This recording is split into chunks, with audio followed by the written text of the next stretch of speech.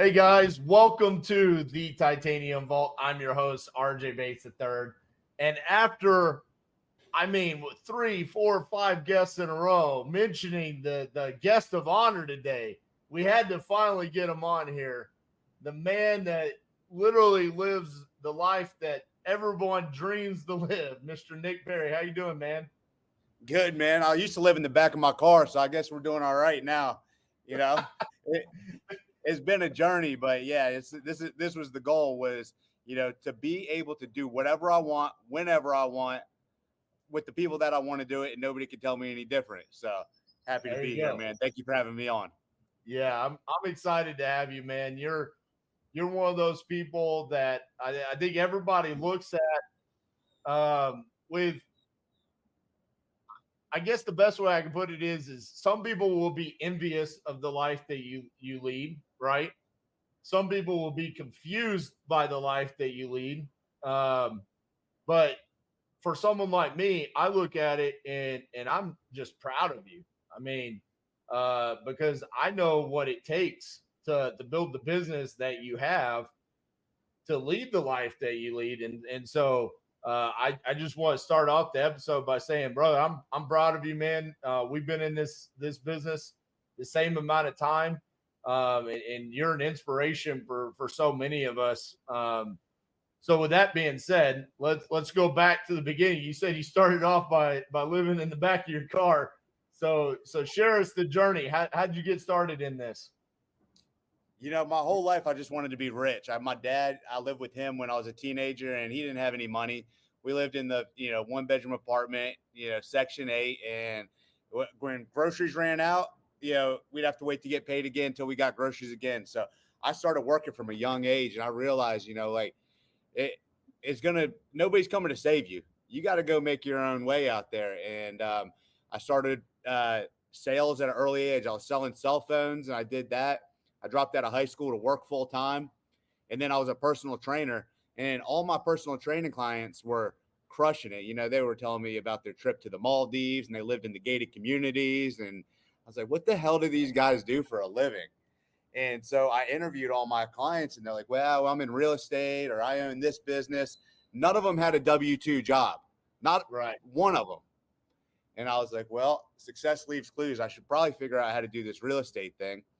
And at the time, I had no money. I was kind of faking it till I made it. I was living in the back of my car, showering at the gyms, living in a Pontiac Grand Prix with no AC, and just figuring out what I needed to do to level up. And I moved to Austin, Texas in 2014 with $5,000 in my name. I had no connections, no friends out there, no job lined up. I just knew I had to get the hell out of my hometown. I grew up in Northern Virginia. It was fucking miserable there. So moved to Austin and moved to a one bedroom apartment with an air mattress and no furniture and a laptop. And I started realizing, I was like, I'm going to have to get a job, but I need to figure out this fucking real estate thing. So while I was applying for jobs, I was watching YouTube videos on Sean Terry and wholesaling. And that's how I got going, and it was not an overnight success at all. It took me 11 months and 104 face-to-face seller appointments before I got my first deal. So I got kicked out of 104 houses. I was fucking terrible, man. I needed RJ Bates's Titanium University back then. I didn't have it. So, Golly, man, 104. Listen, you know what's crazy about that story though is like some people look at like the living and the car and the moving and all that. I look at the 103 no's that you got, and you were still willing to show up to the 104th. That's what separates you from the competition. That's what really gets, that I think that's what separates the men from the boys is being able to have that tenacity and almost, delusion to persist when times get rough. Because in entrepreneurship, it's going to get rough. And you got to have that dog inside of you. No pun intended. My dog's barking in the background. Yeah. In order to make it. I remember at appointment like 75, I started getting that little bitch voice. Don't close that because Wi-Fi is gonna cut out. I started getting that little bitch voice that, maybe it's not cut out for me. Maybe I don't have whatever it takes. And I I just burned all the ships. I said, you know what? I didn't come this far to only come this far. I'm going to figure this out either one way or another. I'm going to go back to being homeless or I'm going to be fucking successful. One of the two. And that was the end of the story there. And I just kept on grinding it out.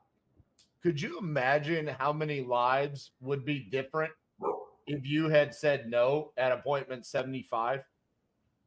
I mean, Oh, bro, yeah. the amount of seller, like roughly, I know you don't know the specific number. How many deals do you think you've done? Shit, man. I mean, just average it, probably call it 250 a year for the last four years, probably 1,000 right there. Just call it, 1,500, 17, 1,800 deals. So just round number, 1,500 Yeah. sellers' lives potentially, and then the team members that you've had work for you, the people that you've trained in your mentorship program and in your education, just because you decided not to give in to that bitch voice. I mean, there's a lot to be said about that, bro. And I mean, listen, being an entrepreneur is hard. I mean, there's times where things go wrong where I've wanted to say no. I've had to give myself that pep talk where it's like, dude, what did I do? Like I completely just fucked myself and I wanted to give up. And then I look back and it's like, yeah, but look at the lives that we've changed since then. If I hadn't given up. So 104th appointment, you finally get a deal. Talk to me, where does it become like this is a business and like you start delegating things out to other people? So here's what I did that was smart. Was I went and I got a job in the beginning. And this is contrarian to what a lot of these gurus are going to tell you out there. I went and got an inside sales job at Indeed.com. So I was banging the phones for Indeed during the day. And then I would come home and every single evening until, midnight, 2:00 in the morning, that's when I was doing real estate. And then on the weekends too. So Saturday, Sunday, I was hammering out calls, going on appointments, whatever it takes. There was no vacations for the first 2 or 3 years, but Indeed provided me a really good living because it was inside sales, and I went in there and did very well in that job. I made $200,000 a year at Indeed.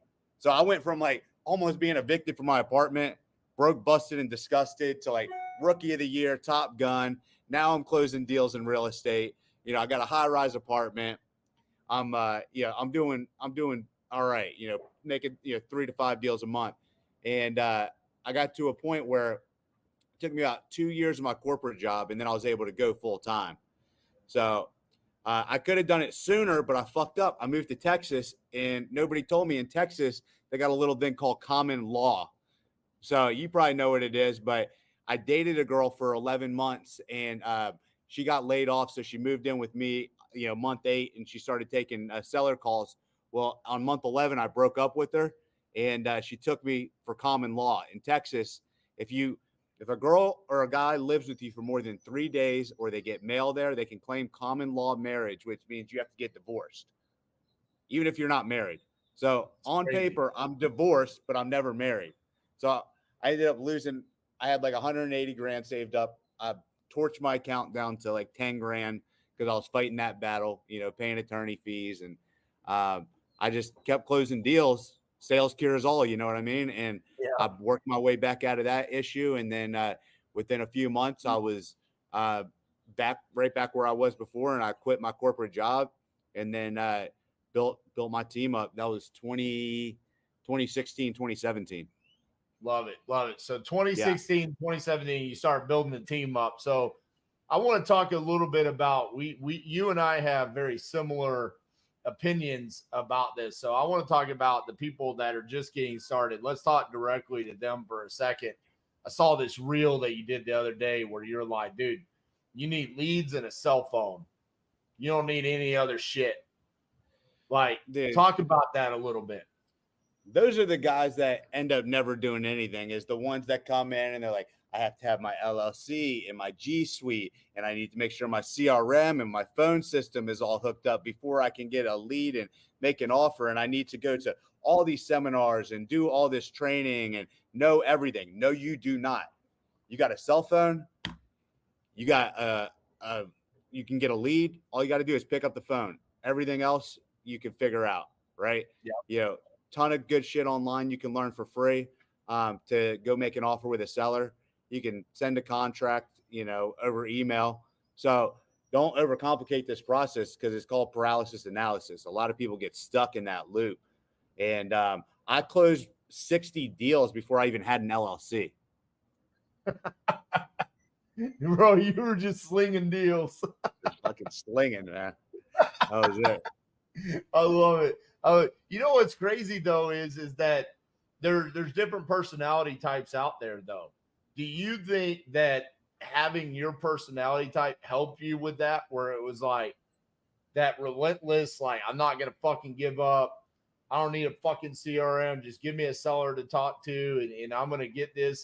Do you think that's like naturally bred in you, or is that something that you had to like learn how to get in and out of yourself?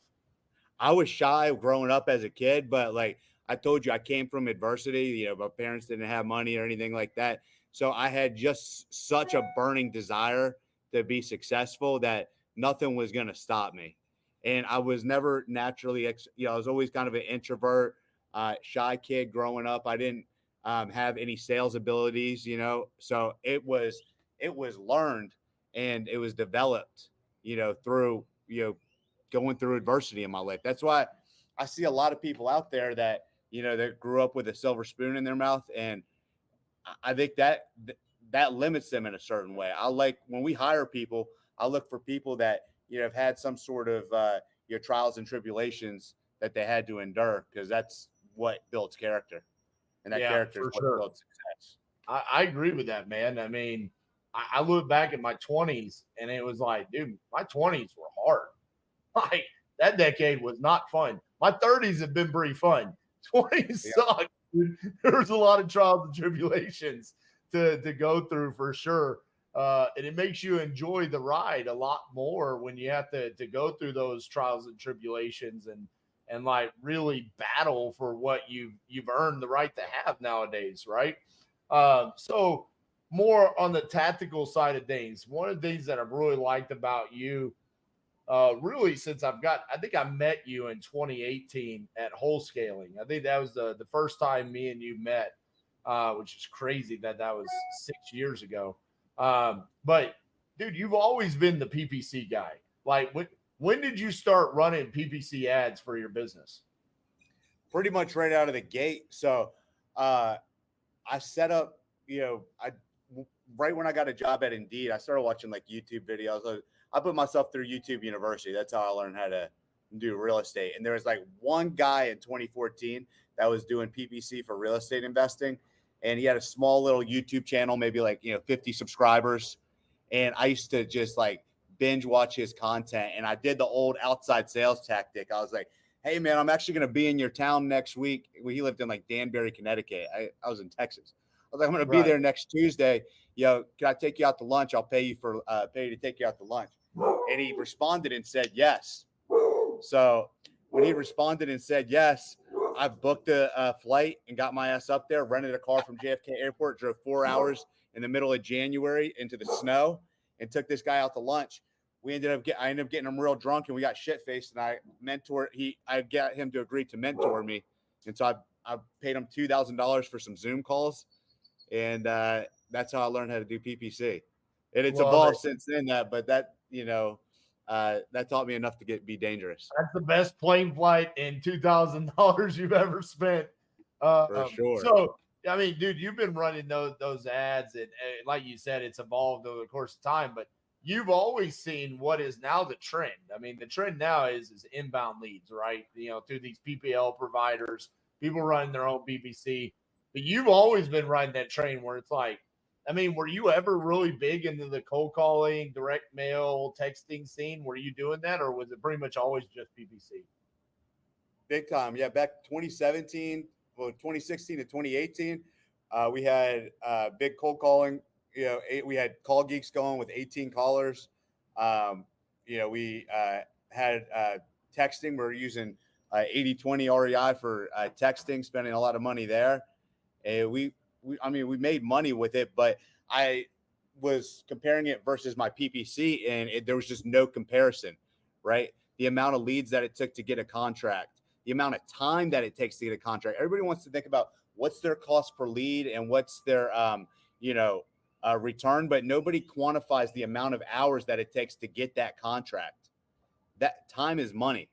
Like how fast can you turn your cash? So, the time from lead to close, it was 43 days with PPC. It was like almost 6 months with cold calling. Yep. As opposed to a month and a half. And that was like, just cut this off because I can turn my money much faster.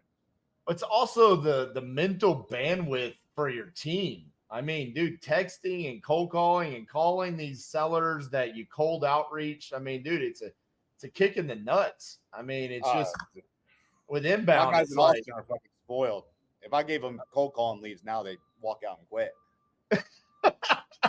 facts, bro. I mean, now with these inbound leads, I mean, it's just like, hey, you came to us. You want to sell? How much you want? Boom, let's get this ball rolling, baby. It's fun. It's enjoyable. The team is so much more relaxed, at least for us. I mean, we've pretty much limited it down where there's a little bit of cold calling, but not a whole lot. So you said the past 4 years, 250 deals a year. So what happened 4 years ago where that volume really kind of ramped up and where you've been able to sustain that kind of volume? What happened 4 years ago? Well, I stepped out of my business completely 4 years ago. So that was a big milestone. I, was working 60, 80 hours a week in my office there in Austin, Texas. And I groomed who's now CEO all the way up from a leads manager to an acquisitions, to a team lead, to a COO, all the way into the CEO position. So that was a big thing I'm super proud of, was I was able to do that and really get into the owner's box where I'm able to see my business from a 60,000 foot view. That I actually, when I moved away from my business, I made more money. Probably because I'm a bull in a china shop when I'm in my office, I'm there, breaking stuff. So that was a big milestone for sure. But why do you think that's better? Because I think most people look at that and say that's impossible. I mean, I can never work myself out of my business. I mean, how do you get to that point? Was it like intentional? Was that always the thing where it's like, hey, I'm working to get myself out of an active role in my business? Listen, I love wholesaling. It's what got me out of the gutter, but it's by no means where, I want to say like, this is it for me. I'm the king wholesaler. Like that doesn't move the needle for me. So like my end goal is to be able to have, more than, multiple successful businesses like Mark Cuban or Mr. Wonderful on Shark Tank. They've got a portfolio of successful companies. So that's the direction that I'm heading in now. And I realize that, all those guys, they have CEOs that run those companies, and those CEOs report, to the board. So I'm essentially the executive chairman and the board of my holdings company. So that was always kind of the goal. And I always say, if you can't leave your business for a few months and come back with more money in your bank account, you don't have a business, you got a job. Yeah. It's facts, bro. I'll be honest with you. This month, I've spent less time here at the office than ever before. And when I am here, I'm pretty much just sitting right here in front of this computer doing this, which is not really anything inside of the wholesaling business, right? This doesn't move the needle on deals getting closed. And we're having a record-breaking month across the board. And it's one of those just super exciting moments where it's like, man, this feels really good. I have a different personality than you, where like you want where you're at, and I want where I'm at. I actually enjoy being here, and like it bothers me to not be here. Like I do that's too. just who I am. That's why the hell I had to move out of Austin, because if I was in Austin, I would be in the office every day. That's what I was gonna ask you. Is like, okay, so you moved out of the country, right? That was your first move. Was like from Austin. Where did you move to? I moved to Miami, and then I lived in Miami for 2 years. Loved it, but I couldn't step outside of my house without spending $500 in Miami. I go to Chipotle, somehow it's $500, and it was fun. But I realized Latin America, I could have the same Miami lifestyle for a quarter of the cost. And so I moved down there, and I always wanted to move out of the country too. So that once I had the freedom to do that, I was like, you know what, this is the opportunity I've been waiting for. So when life gives you opportunities, you better take it. So I you moved went down to Miami to Panama, right? Yep, and now I'm in Cancun, Mexico. Nice. So that's where you are right now. That's what I'm staring at is Yeah, Cancun right there. beautiful Cancun, Mexico. Got Isla Mujeres here behind me. So you're right on the beach in the port of Cancun. So I Love it. absolutely So love it here. I'm glad you picked up the computer there to show people that that's not one of those Zoom like AI This is not a background. Zoom background. This is the real deal. This is the That's the balcony. real deal. It's not. It's real. I love it. I love it. So you're living out of the country. Talk about like your day-to-day interaction with your wholesaling business. What does that look like? Is it just like weekly meetings? They send reports to you. What does Nick do on a day-to-day basis? In my wholesaling business, so I do one thing only really is I watch the numbers on the business, and then I still manage our PPC campaigns, me personally, because it takes me no time, and I've run those campaigns for so long that it's like I know that intimately. It wouldn't make sense for me to hand it off to anybody. And I tell everybody, like, once you understand it, like it doesn't take any time. So I do that, but I watch the scorecard. Like, we got a company scorecard we look at every single week. I check my cash accounts. I know how much we have on credit cards, what's going on weekly with our closings. But I couldn't tell you a single property address we have, or who we're hiring or who we're firing. Brandon, my CEO, the buck stops at him. So he's responsible to hit quarterly numbers, right? He's responsible for not only a certain amount of gross revenue, but the most important thing is your net revenue. So making sure we're hitting those net quarterly revenue numbers. Right. So with all of that freedom that you have, I mean, what do you do? Because you said if you were in Austin, you'd be showing up at the office. So obviously you like working. You're an entrepreneur by spirit. So what the fuck are you doing with all your time? Well, the last 2 years, I've really fucked off, and I went all around the world. I traveled, to all my bucket list places that I wanted to travel. And now that I'm kind of running out of that, we've been building up some bolt-on businesses, hard money lending, DSCR loans, and fix and flip loans. We'll start offering soon to our community and building that out. I've got another marketing and sales company that I'm building up right now that I can't talk about publicly yet. So really excited about, those projects, but, I just lean into my strengths. What am I good at? I'm good at, marketing, sales, and building teams. So it's going to be a lot more of that and just different verticals. Well, you left one big thing out. What? The one real big thing. So you went out and you said, okay, I'm going to check off all these things off my bucket list. And then you also said, I guess I better become a dad, right? Yeah. So really excited about that. I got the big, I've been, that was the thing for me. I said, I want to make money. I want to travel the world, then have kids. So I intentionally did that. I waited till I'm 35. I got, baby coming in August, baby girl. I can't wait. So it's going to be incredible. That's one of the biggest things I'm looking forward to right now. Dude, your life is going to, everything that you thought that was important to you is going to completely change. You're going to be like, dude, I'm so glad you got all those things out of the way, because now you're going to be like, this is so different, and it's hilarious, man. Now I travel all the time, but I travel to different places. Like I travel to St. Louis, Missouri, so I can take my son to a roller hockey tournament, and it's like I get to see him living his dreams, and I'm like, this is fucking badass. Like I would have never gotten excited about going to St. Louis, Missouri, but then it's like the tournament ends, we go get badass seats at Busch Stadium, watch a Cardinals game, then catch a flight on the way home. This weekend we're going to Charleston, South Carolina. We're going to do a tournament there, and then as soon as this championship game is done, we're hopping on a car and we're driving to Charlotte, North Carolina to watch the NASCAR race. It's just like cool moments with your kid where it's like I'm sure you're going to feel this way where you look back and you say you didn't have those cool moments. You said your childhood was kind of rough, and it's like, dude, think about how different your kids' childhood is going to be because of what you've earned for them. That's awesome, man. I'm excited for you. That's one of the coolest things ever. Let's talk about these other people that have said, hey, you got to have Nick on the podcast and your connections with them, because I want to hear it from you, your perspective. Like Scotty T coming on, and he talks about this credit card stacking and these points and stuff like that.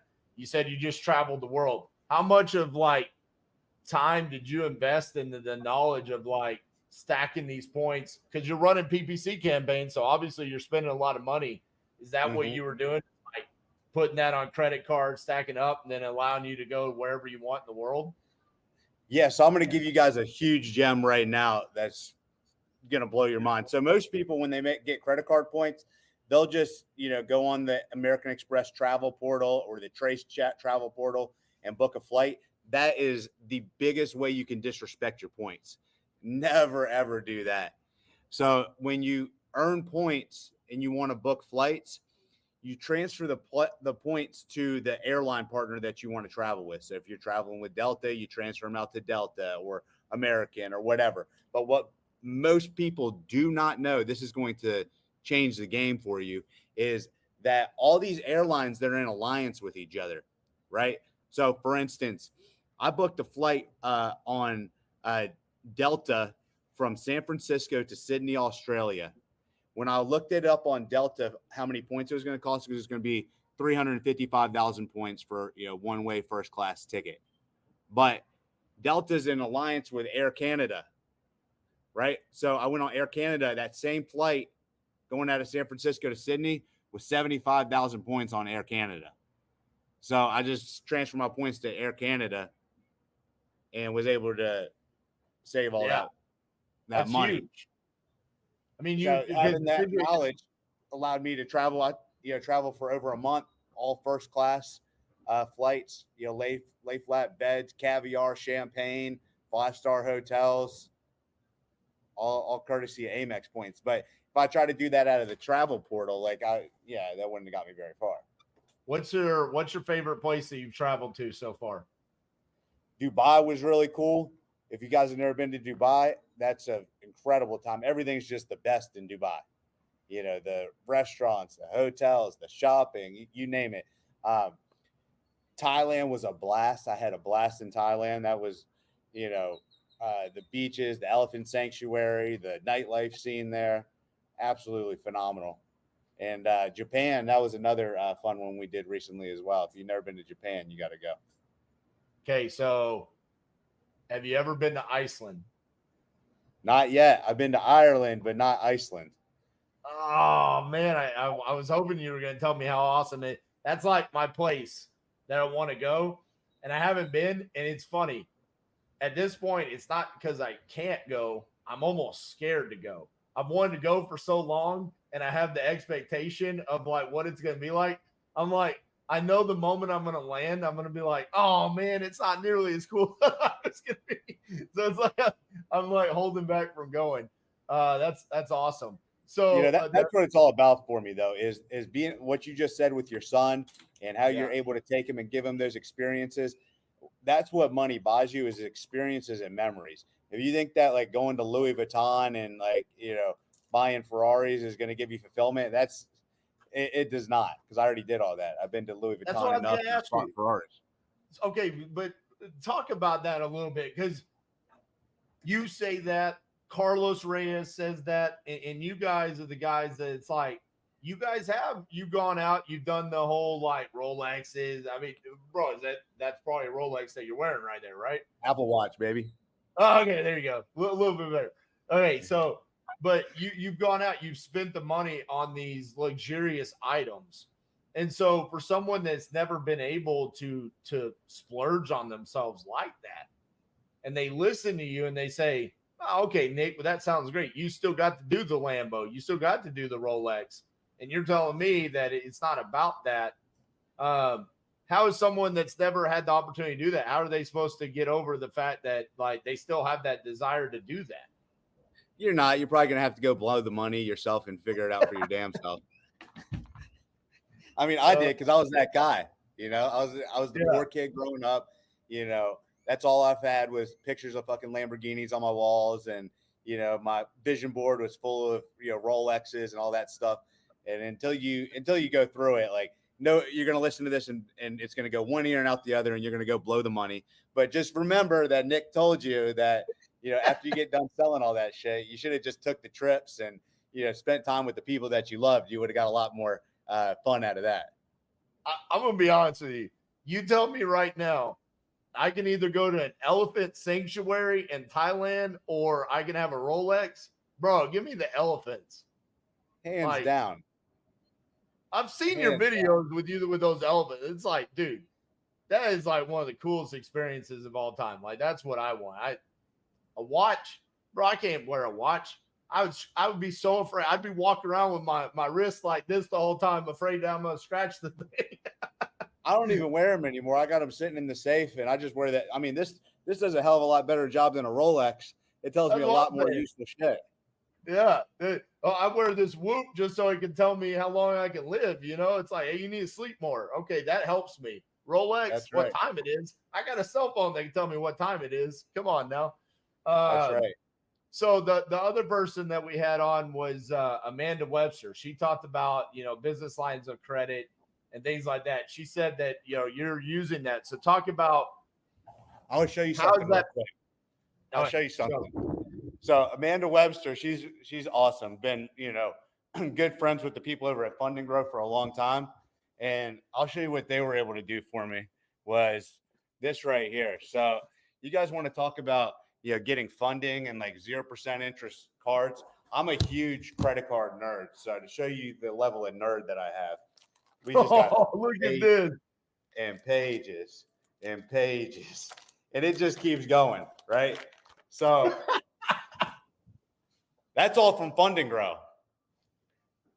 I don't even know. It's probably close to $2 million in available credit that I can use whenever I need, if it's for a fix and flip or, whatever I want to do, but I've got that availability. So also for your PPC campaigns, right? I mean, yep, but I only use a few cards. So like I've got that whole binder, but I'll show you the best cards to use right now. So for your PPC, you guys need to use the American Express Gold card. That's going to give you 3x on your advertising. Or you can use this one right here, which is the Business Preferred card. This also gets 3x on advertising.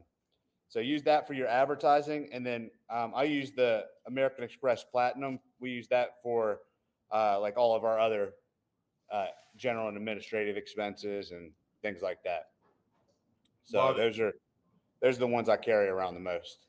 And then you said you're using some of that, like if you decide to do a fix and flip or something like that, is that just for the rehab, or are you also finding ways where you can take down a property using some of the credit?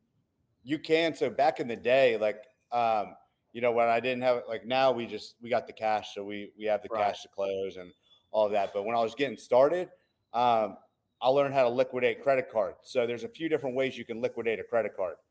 One, you can use a service like Plastique.com or Melio.com, or you can send yourself an invoice using Stripe. There's another way too. I used to get creative. I'd go to the Apple store and I'd buy, like, say I needed $10,000 off of a credit card and I needed the cash. Well, I'd go to Apple and I'd buy like 4 MacBooks, for $4,000 each. Then I'd go return them later on that day, and I would do a split pay. So I would say, hey, I need you to return all the money to my debit card. And they would return all the money to my debit card. And so that 12 grand would go into my checking account, and then I could wire it off the title or do whatever I needed to do with it. Oh, bro, you're creative. It's what it takes. You gotta be resourceful as an entrepreneur. I love it. And then the other person was Dane Ballwinkle. I guess he was talking about either the oil and gas or some crypto or something like that. So are you messing around with that stuff as well? Yeah, that's my, fun money. I just have that, in a portfolio. And Dane and Corey have been friends with mine for a long time, well before they were in crypto. We were in a lot of real estate masterminds together. Yeah. So, that's the great thing about, our community is, it's almost like a family, and you build relationships with people, and you get to not only, continue to do business with them when they go to other industries, but these are the people that you do life with. You like, know, and trust them. And where else are you going to meet like-minded, crazy people like us? You're not going to meet them, out Right. in town. You're only going to meet them going to events, masterminds, things like that. So they manage my crypto portfolio for me. So I gotta tell you a story. This happened not last night, but the night before. I woke up in the middle of the night and I had a dream that I was interviewing you on the podcast, because I said it last week when I was wrapping up the interview with Dane. I was like, I got to get Nick on the podcast. So I had it in my mind, and I probably was going to sleep, like thinking about what I needed to do this week. And it was like, I got to reach out to Nick to get him on the podcast. And in the dream, I was talking to you about Closers Olympics, and you and I went head to head in the Closers Olympics. And what I said in the dream is crazy, because I've never actually thought this, but this was my subconscious actually thought to tell you. And it's weird because I don't remember most of the dream, but I do very specifically remember what I said to you. So I'm going to say it to you now, but this came from my dream. During the 2021 Closers Olympics, they ran the little spinny wheel on who we were going to go head to head, and me and you got paired up. And I never really said anything to you. You're one of the few people that has competed in the Closers Olympics that I never really talked trash to. I mean, would you agree? I never really said a whole lot to you at all. Well, you made quick work of me. It was just but listen, the year before, when I got paired up with Nick Luivano, I mean, I called him the first round bye. Like, I don't even have a competitor. Like, I was talking mad trash. I was talking trash to Aaron Bevins, Quentin Flores, everybody, right? Yeah. And the reason why I didn't say anything to you is because of the amount of respect that I have for you as a business owner and operator. That from are you going to compete with me on a closing level? Well, no, I didn't think that, because that's not what you do. I mean, quite frankly, it was very obvious. The only reason why they even had you in the Closers Olympics is because of your brand and your name and your face. It was to sell tickets. Right. Would you not agree? 100%. I mean, that was it. I mean, it was like, hey, Nick, we're going to pay you to be in the Closers Olympics, and we want to use your face, and you're going to quietly take a first round exit, and no one's going to give it. Right. And that's what happened. But I never said anything about you because of the amount of respect that I have for you on a whole different level. If we had a competition on whose wholesale business can make more money in a month, that's an entirely different level of competition. That would be a competition that your team could compete in, because that's the business that you've built. So I just wanted to say that to you, bro. That's the reason why I never said anything to you. I never had. I appreciate it, but next time talk some trash, because I thought it's because you didn't like me or something. No, bro, it had nothing to do. Around.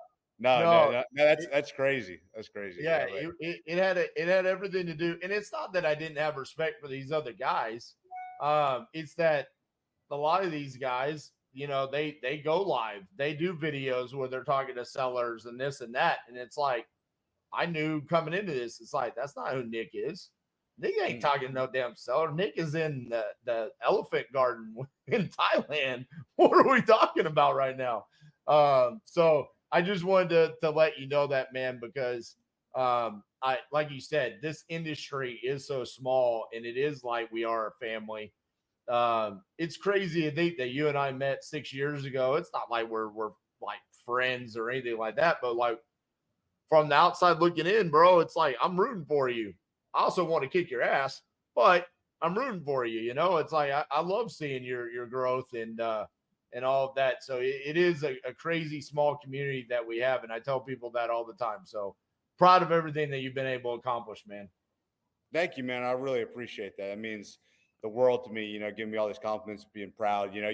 It's one thing to hear, that somebody's proud of you, but for another entrepreneur at a high level to say it, it carries a completely different weight. So, man, Well, I I really mean, appreciate the facts are, it's like today I did a video about competition breeds greatness. And I truly believe that. And I say it all the time where I'm like, dude, in my wholesaling business, I look to your business and say, you're my competition. Like you're nationwide, just like we are. Like, quite frankly, I don't know many other people that run the type of business that we run at the volume that we run at. Right. it. So I always look at you as like, you're kind of my neck and neck competitor. Right. But very rarely do our businesses actually go head to head. It's like there's so much opportunity out there. So my next question is with your decade of experience, where do you think we are right now as a whole, as an industry, specifically on wholesaling, not real estate, not the market, wholesaling? Where do you think we sit in 2024 right now? Right now in 2024, I see a lot of legislation coming down. It's going to be interesting to see how that affects the industry. I'm a firm believer that the cream will rise to the top. So no matter what happens, guys like us, are going to figure out a way to succeed, and it's probably going to wash out a lot of the amateurs and newbies when things get more challenging from a legislative point of view. But overall, man, I've never seen a better time and a better opportunity for what we do. The market's on fire. The amount of education and software and tools that we have, I don't think it's ever been easier to be successful. So if you're just getting into the industry right now, you consider yourself blessed, because when RJ and I started, 2014, I feel like the old man now, talking, but it was a lot different. We didn't have. That's We why couldn't we do this. got gray in our beards, bro. We are the old Oh, men. I'm telling you, man. Yeah, this industry will age you if you let it. Hey, it's hilarious to me because you were talking about softwares and technology. You and I both are huge advocates for Investor Lift. I mean, bro, do you remember the days of dispositions without Investor Lift? I was doing it. It was a nightmare. I was getting cussed out by realtors all day, and cold calling, and manually dialing property management companies. These people coming in nowadays and they're like, man, wholesaling's hard. And I'm like, nah, let me go pick up a property in the middle of Kansas and you try to dispo it without Investor Lift. Come on. That's right. That's hard. Like nowadays, Right. it's like, oh, bro, you just get on there and you know exactly how much someone bought it for one street over, and then there's their phone number. It's like, bro, this isn't hard. It's fucking easy. This is shooting fish in a barrel. Come on now. What are you doing now? Because you guys nationwide, and I know you do a lot of novations and stuff like that, but how are you going to be handling like the regulations in places like Oregon and South Carolina, and even some of the ones that have already existed like Nebraska, where they're really hammering down on our ability to do either marketing of the contract? So like in Nebraska, I don't know if you guys have experienced this or not, where it's like you have to have a realtor to even like blast it out on Lyft. Or Oregon coming down with like probably the most strict regulations. South Carolina, pretty strict. How are you guys going to be handling that? Are you just going to eliminate those states, or are you going to try to find workarounds? We're going to try to find workarounds, but in the meantime, we're going to remain compliant. Like, I'm not going to get, my team or myself sued. So we're actively just staying on top of everything that's coming out. And for the short term, we just stopped marketing in South Carolina and Oregon recently. Yeah. But that doesn't mean that we're not going to go back in once we figure it out. You and I run our businesses very similar. It's like I just said this the other day. I was like, yeah, I mean, all I'm going to do is stop marketing in South Carolina and Oregon. And then I'll just wait until someone smarter than me and has the bandwidth that they come out and they say, oh, hey, here's how you do deals in South Carolina. And then I'll immediately just turn on the juice. And then it's like, we're back, baby. Exactly. Dude, I did the math. We did a video. I would be curious if you could do this. I would love to see what your stats are. But we broke it down on every deal that we've ever done since 2014. What percent of deals we've done in each state. So, like, the Texas was number one. We've done 28% of our deals in Texas. And then Missouri was number two with 7%. Bro, so think about that. We went from 28% of our deals in one state to number two was 7%. So when we broke it down, like South Carolina was like 1% of our deals of all time. It's like, yeah, I mean, people are freaking out about these regulations, but I'm like, dude, it doesn't even slightly move the needle for us. It's like, that's 1% of our deals that we've done all time. Temporarily pause and we'll figure it out. And I think there's going to be a huge opportunity in those locations because, like you said, it's just going to kill the competition. So once we know what the workaround is, whether it's we have to close and take title to those and then relist them and essentially wholesale them on the MLS or whatever it is, it's going to be a massive opportunity for us. Exactly. Yeah. So I'm not stressing out about those states at all. And you brought something up cool was like you did a marketing audit on where you did all your deals. Yeah, for you guys that are nationwide, like RJ and I, and you're doing properties everywhere, once you've got a couple years under your belt, analyze where you're getting your best return on ad spend. That was eye-opening for us. You know, where's your best lead to contract per state? Where's your highest return on ad spend per state? That's going to help you when you're going and reinvesting your marketing dollars. So, like, I've done deals in all 50 states like RJ, but now we're, I think, in 12 or 15 different states. But that was because we were able to refine it by, you know, spending money nationwide and learning where we get our highest returns. You know what's hilarious about you saying that, Nick, is it's easy sometimes to get lost in one KPI. Like, for example, you could go look and you could say, well, our average assignment fee in Washington State is $40,000. And you're like, oh, well, we should do more deals in Washington State. But then you could go back and you could say, well, how much ad spend did we have to spend to get that? Because when you're full nationwide, sometimes you don't realize that you're just loosely spending money in a market over and over and over again, and you're not getting any return. And then all of a sudden you look back and it's like, well, actually, some of these markets with less of an average assignment fee, it cost us next to nothing to get that. So it's almost all profit. And that's what really stood out to me, where it's like, yeah, maybe this market we only average $15,000, but we're actually making more money on it on per deal, because some of these states, dude, I mean, I remember back in the day, 2018, 2019, where it would cost you 10, 11 grand to get a deal in Arizona. It cost you 10, 11 grand to get a deal in Nevada, you know? Yep.